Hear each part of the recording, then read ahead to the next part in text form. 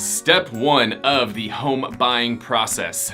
I'm excited, right? You're in escrow. Congratulations, first and foremost. Before we dive into this, you are about to embark on an amazing journey, and we're really excited to be a part of that journey with you.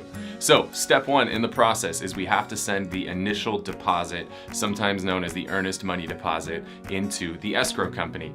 That is all done via wire these days. What you will want to do, we'll give you the information for the escrow company. You'll reach out to them. They'll provide you with the wiring instructions so that you can wire that deposit in. By default, that's due within 3 days of your offer being accepted. So we'll want to make sure that we get it set up within that time period. A couple quick notes. One, wires. It is very important we play it safe with wires. We never want to have a wire go to the wrong place.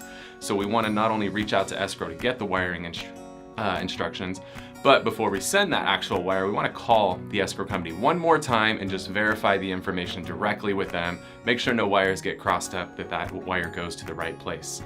A side note is we want to make sure that it's a wire, not an ACH transfer. It has to be a wire. So that's step one in the escrow process. Let's get that squared away. If you have any questions, reach out to our transaction team. We're happy to help.